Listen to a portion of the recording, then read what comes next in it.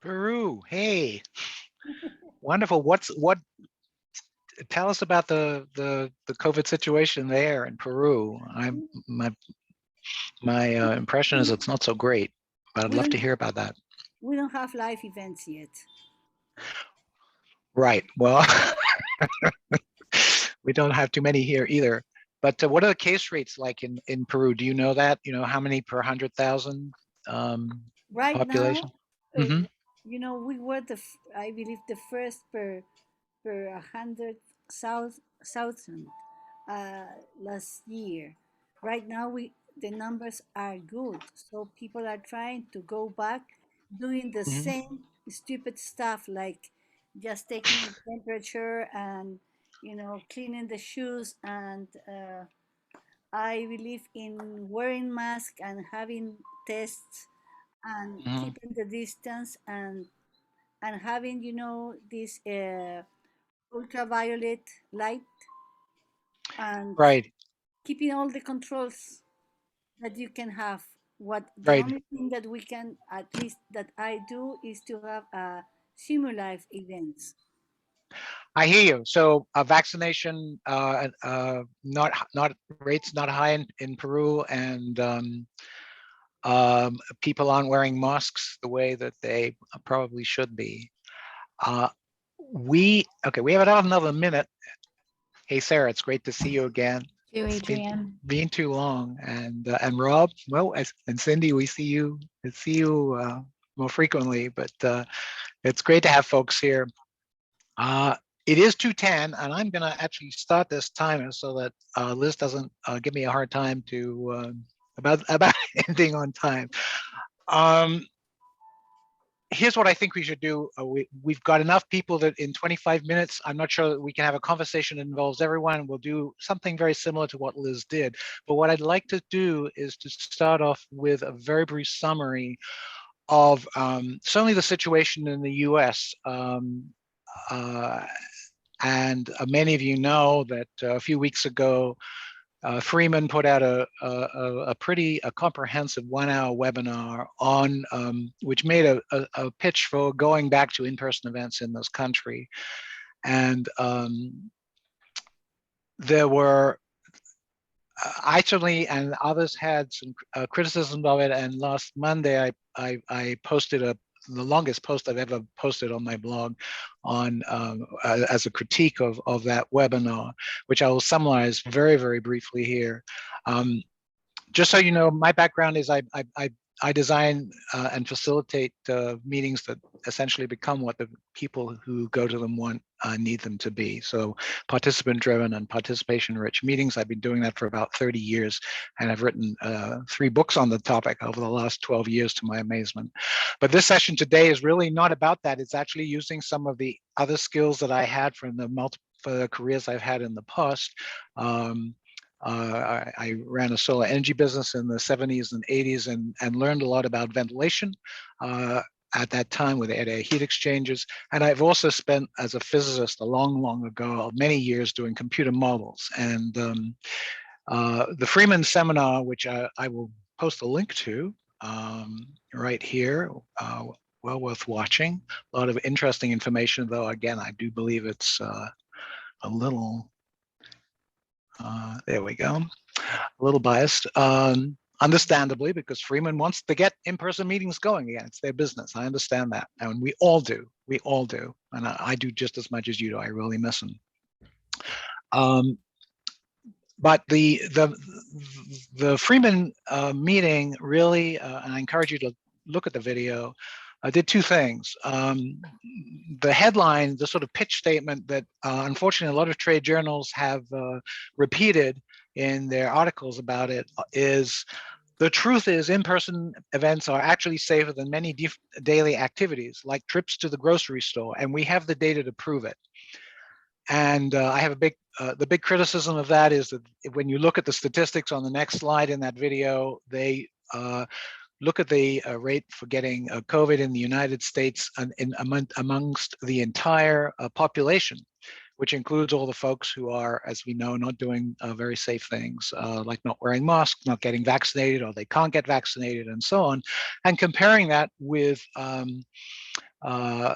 very well protected, everyone vaccinated, everyone masked, large business events where the Freeman folks do show, and I believe this, that most people at the meeting, the people who go to such meetings are much more likely to be vaccinated and careful about the possibility of getting COVID. But they're conflating a guy in an N95 mask going to the grocery store with the rate for the United States is a totally misleading comparison. And when you actually put in the correct case rates, frankly, the modeling that they did for that webinar is doesn't the case risk for COVID doesn't look particularly good. The second thing, and then the second part, which is most of my critique, which I'll also post here, is that the model that they used, and they used a very, very extensive and complicated and detailed computer model of meetings produced by a company called Epistemics. And Freeman very kindly and Epistemics basically allowed me to talk to the CEO of the company for an hour with Sarah Shuey, who is not here but could be. And during that, I brought up 4 aspects about why the computer model was probably not accurate. And I think John Cordera, the CEO of Epistemics, essentially admitted that they had not modeled really critical aspects of things that are important for calculating the risks for events. So I will tell you those 4 things, and then I will shut up, and we can actually have some talk about what is going on and what we have. What do we have? We have 23 people here. So my suggestion would be to stick your hand, raise your hand once I finish those 4, and let's have a discussion about. We can ask questions, make comments, and so on.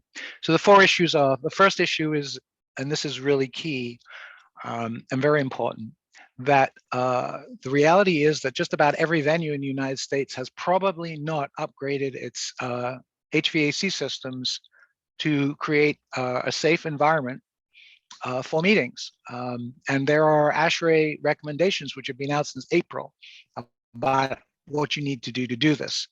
And again, I could talk about those in more detail if necessary. And I put out a plea in April when I wrote about this initially, saying, if you're a venue that's done this, let us know. We'll publicize it. Meeting planners who want to do in-person events, we'd love to know about you. No one so far has responded yet. Nobody. No venues.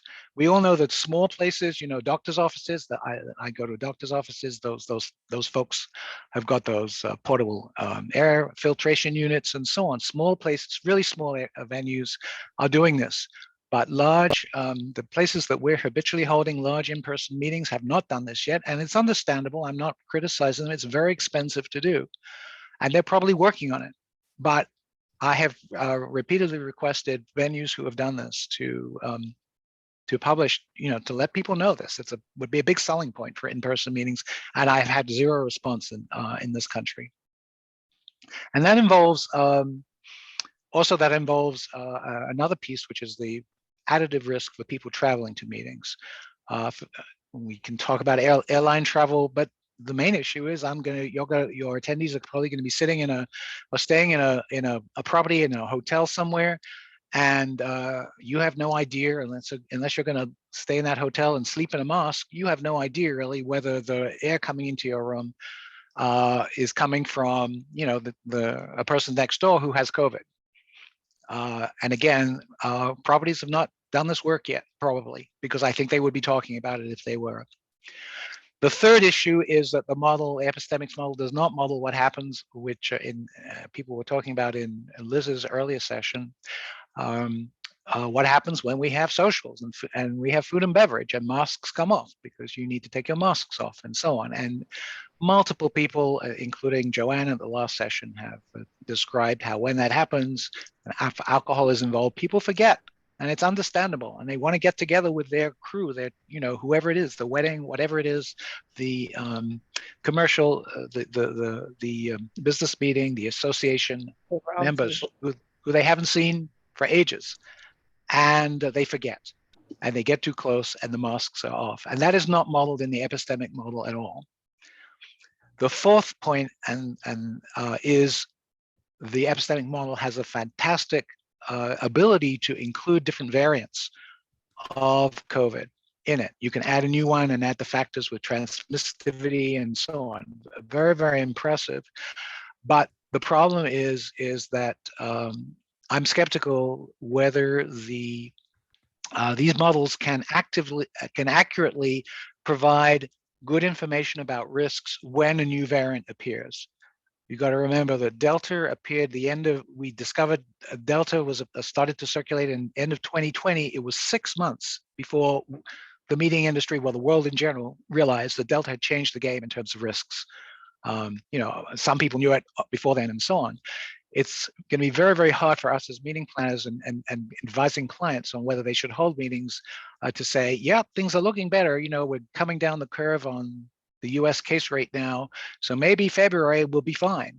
But right now there could be a variant coming along, and I hope to God there isn't, but we don't know this, that could just change all the calculations again. And it's very hard to model this stuff and to put this stuff in a timely manner to get go, no go answers. So what my conclusion is it's very, very hard to model this stuff, and you should be cautious of people who are saying it's okay to go back to in-person events. I'm not saying that you shouldn't, but there are risks involved. And as I said in Liz's earlier session, I think it's incumbent on all of us to make those risks transparent, to provide the safest event environments that we can, and also to do really good post-event tracing, which is something that is generally not being done at all, or if at all, or well, at the in-person meetings that are happening right now, that are still happening right now. We need to do all those things. And I will be quiet. This is so unlike what I normally do. I usually facilitate and get people to talk to each other. So we have 15 minutes left, and I open this up to whatever people want to do. Please put your hands up, use the Zoom hand so we can see who wants to talk. Lorraine, please go ahead.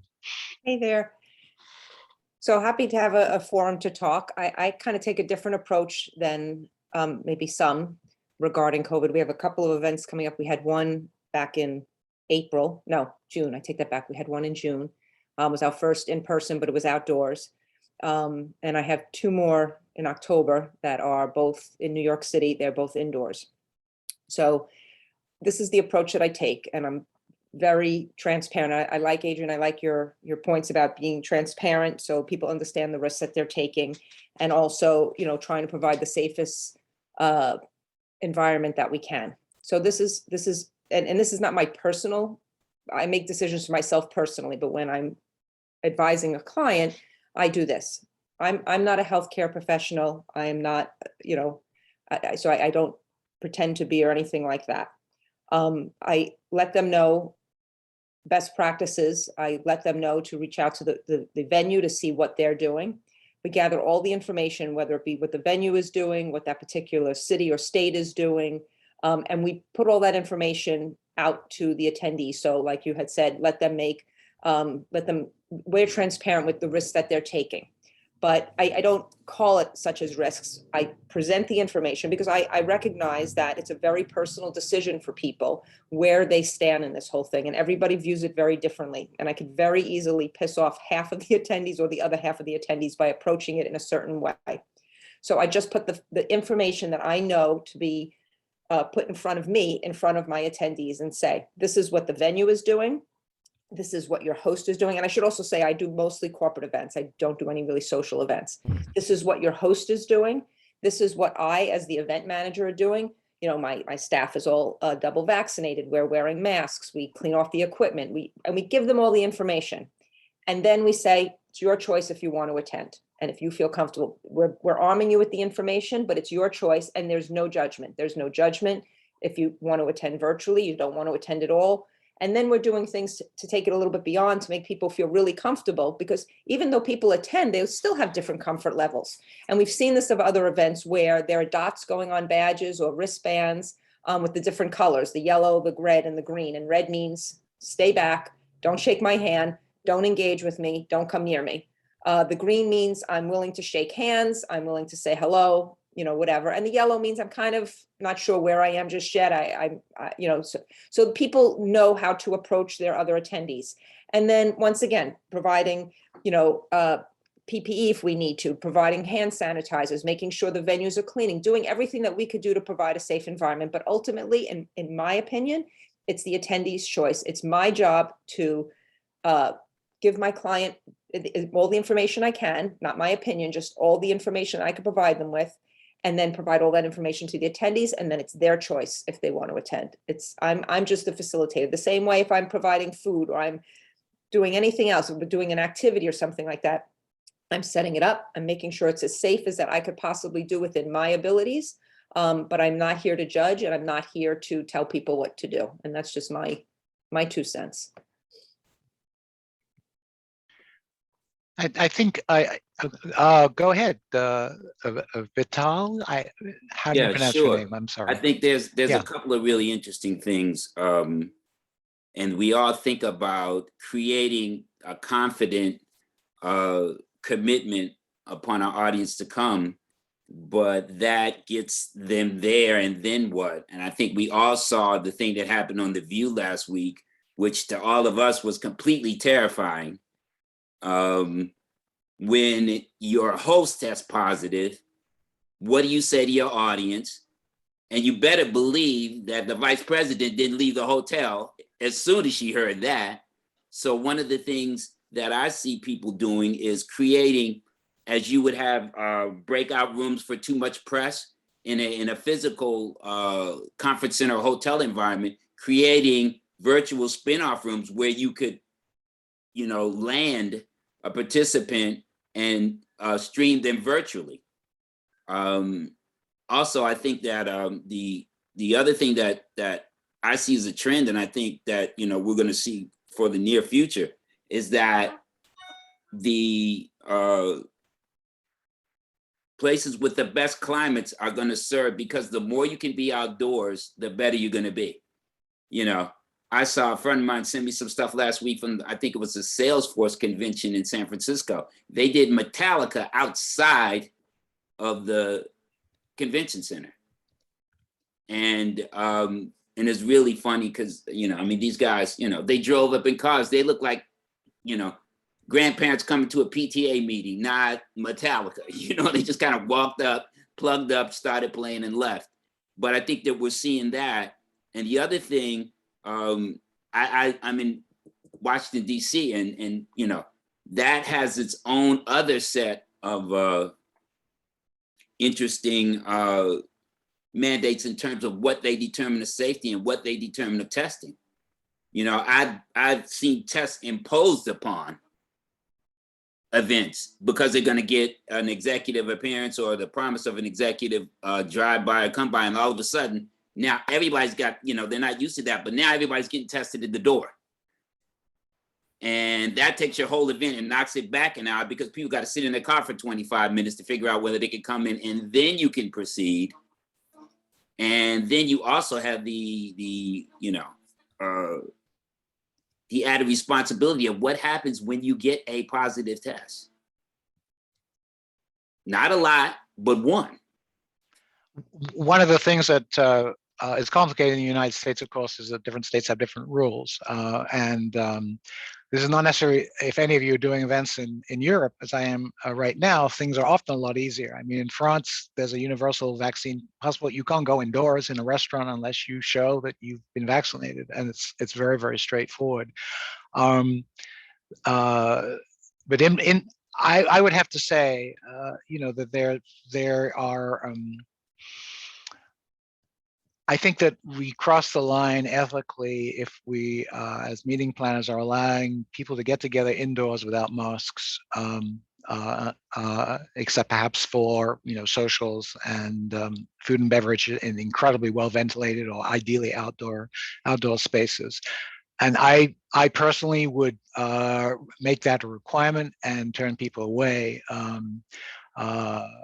Make it very, very clear beforehand and turn people away. You simply don't want people who are not going to follow minimal rules. I think at meetings. Again, I think we have an ethical duty to do that. The other thing you can do, Vitaly, of course, is there are third party companies now that will do all the testing and the whatever you decide in terms of allowing people in your facility themselves. So you don't have to personally, check vaccination certificates and so on. You can pass it off to a third party. It costs money, but it may be well worth the price. If I was doing a large corporate event in the US right now, I would certainly recommend that. Sure, I'm well aware of that. It is not the authenticity or the efficacy of the testing. It's the response that comes, and what do you do when you get the response? Right. Well, that's why having a third party, so it's not you, takes the pressure off you. It's like, nope, they're doing this, and they deal with that, and they're trained hopefully to deal with that. So it doesn't. You're basically paying a third party to handle that. Yeah, in Washington, luckily we've been, we get supplanted by Secret Service or Department of Justice or whoever comes in, and it's not us doing it. It's their response, and it gets to override us, and we kind of get to stand on the side. And I get that, but I think that what I understand about all of us is we take so much ownership of things that we tend to want to communicate that down through our staffs. You may have AV crews, you may have audio crews, lighting crews, in addition to the attendees, and all of these people are family members and have families that they take care of. And so it becomes, in my estimation, we have to get a very safe, crafted message so that it is the same message that goes across to everyone. And then I'm glad you mentioned about staff, because it's extremely difficult right now to ensure that all your staff are, let's say, vaccinated. My understanding is that practically that it's rarely possible at large events to actually guarantee that right now with staffing issues that there are. I'd love to hear. We only have a few minutes left. I'd love to hear some other perspectives or questions, or points of view. Just jump in, turn your mic on if you like, and speak.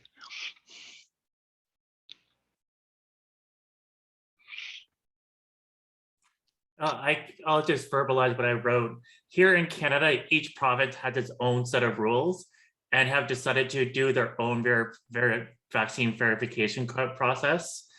And there's no mention of whether or not one QR code will work in one province and not the other. Which can get, like, in places where you're on a border of you might have attendees from other province coming to your event. There might be an issue, like, make sure you have the Ontario version of the vaccine passport and not the Saskatchewan or Quebec one. Unfortunately, here in Canada, we're getting more of the anti-vaccination pushbacks. Like a mall here in Toronto, people try to storm the mall and attack security guards because they wanted to go in without a mask. So I just see I'm having an event, like trying to, how do you put someone on the front line to say, hey, go deal with this for not a large sum, like not a large salary. It's gonna be an interesting way of going about things. Yeah, well, typically, again, the best way to minimize it is to make your expectations very, very clear up front to anyone who's going to be attending. So you say, you need to be vaccinated, you need to be masked indoors, and so on. Sarah. So I am running my first in-person event. It's about 75 people. It's a social event. And I've thought up until this conversation that I was feeling really positive about it. We're asking for proof of vaccination. We're doing on-site testing.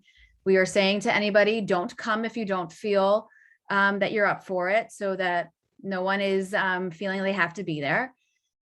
But now I'm sitting here thinking, what am I doing by hosting this event at all, or putting myself in a situation and risking my name for this event?